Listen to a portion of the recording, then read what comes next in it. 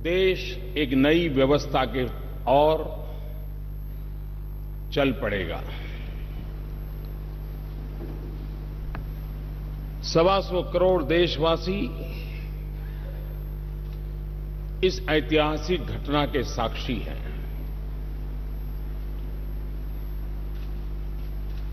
GST की ये प्रक्रिया ये सिर्फ अर्थव्यवस्था के दायरे तक सीमित है, ऐसा मैं नहीं मानता। कोऑपरेटिव फेडरलिज्म के हमारे कंसेप्ट की एक बहुत बड़ी मिसाल के रूप में आज ये अवसर हमारा आया है।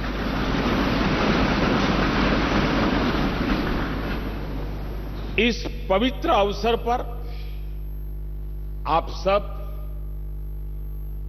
अपना बहुमूल्य समय निकाल करके आए हैं।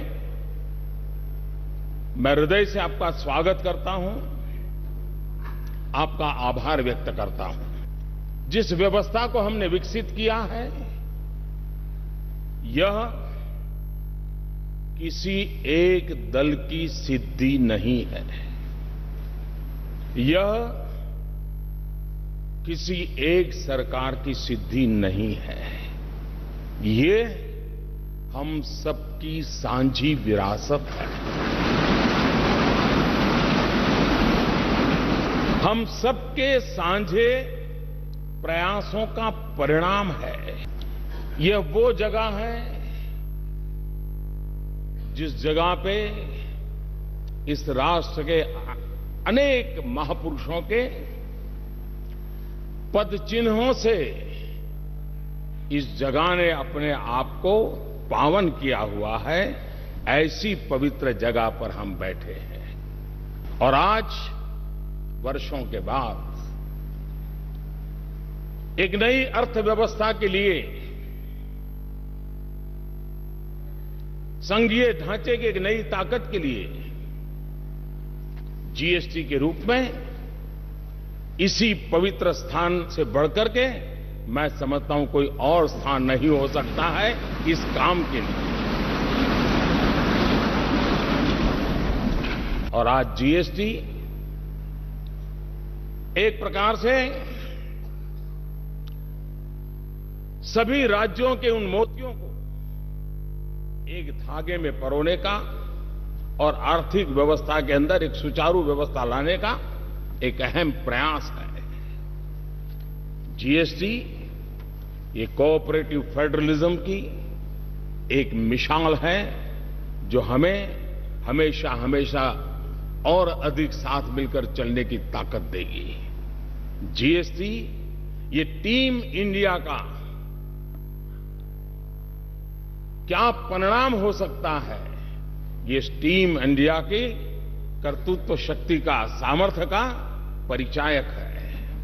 ये जीएसटी काउंसिल केंद्र और राज्य ने मिलकर के उन व्यवस्थाओं को विकसित किया है जिसमें गरीबों के लिए जो पहले उपलब्ध सेवाएं थी, उन सारी सेवाओं को बरकरार रखा है। दल कोई भी हो, सरकार कहीं की भी हो, गरीबों के प्रति संवेदनशीलता इस जीएसटी के साथ जुड़े हुए सब लोगों ने समान रूप से उसकी चिंता की है। मैं जीएसटी काउंसिल को बधाई देता हूं। आज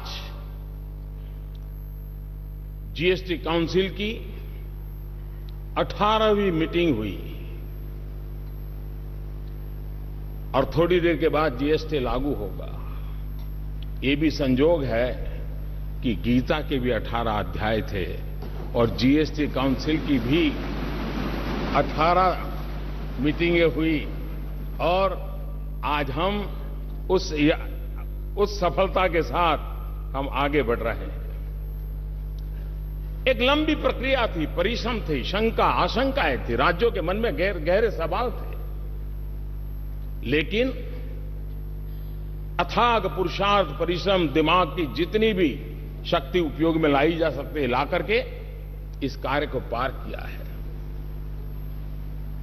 चाणक्य ने कहा था,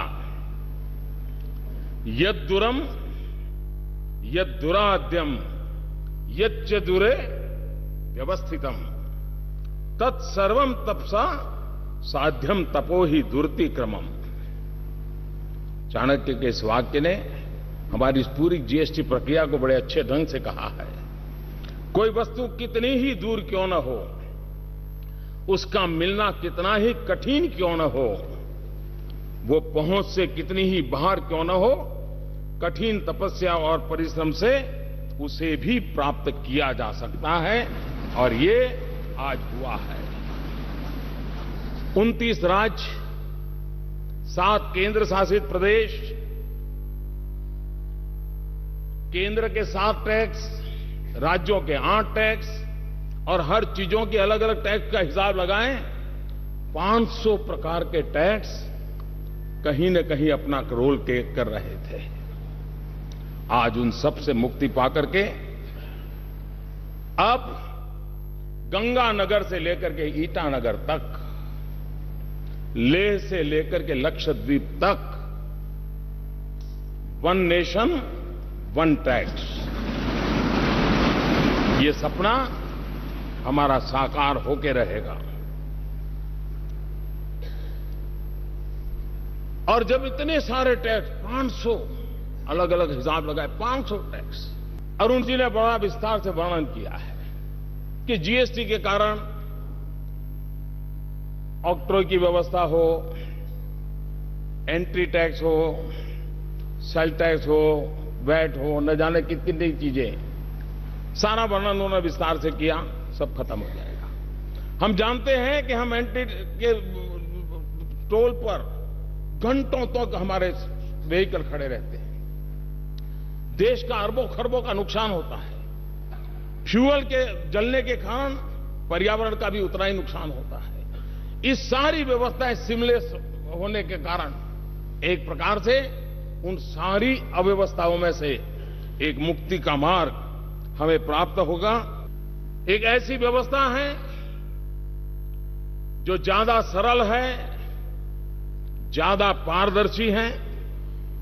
एक ऐसी व्यवस्था है जो काले धन को और भ्रष्टाचार को रोकने में एक अवसर प्रदान करती है। एक ऐसी व्यवस्था है जो ईमानदारी को अवसर देती है, जो ईमानदारी से व्यापार करने के लिए एक नया उत्साह और उमंग भरने की व्यवस्था इससे मिलती है।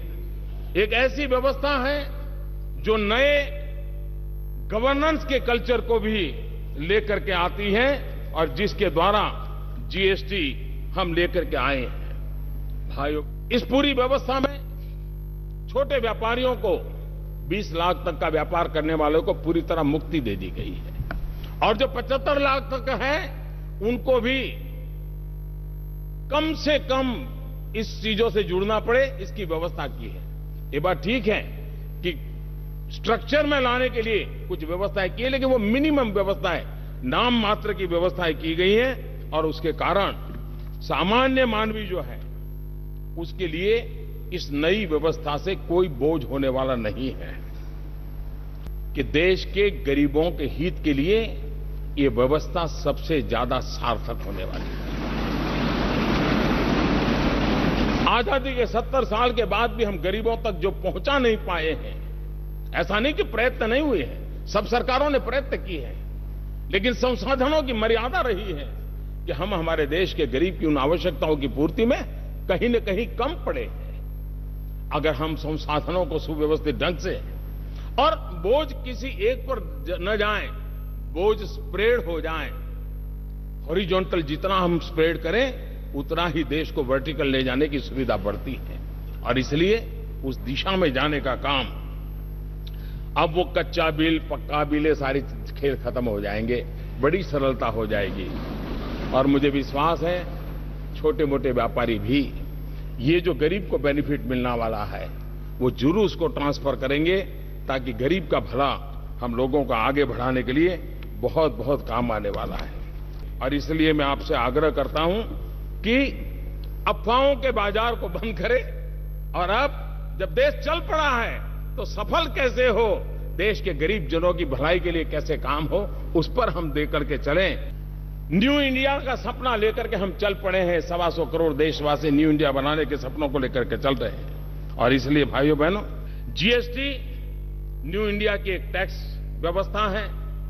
जीएसटी डिजिटल भारत की टैक्स व्यवस्था है।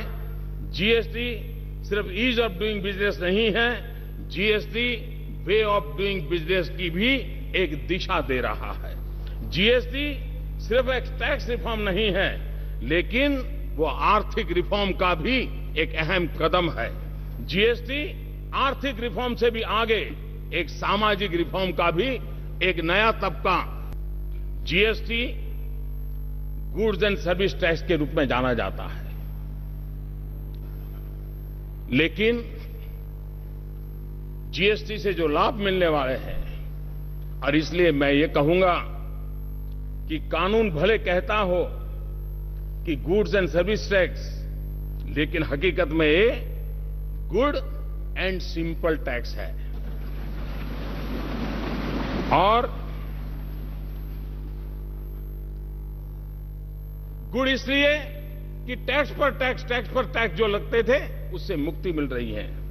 सिंपल इसलिए है कि पूरे देश में एक ही फॉर्म होगा, एक ही व्यवस्था होगी और उसी व्यवस्था से चलने वाला है, और इसलिए उसे हमें आगे बढ़ाना है।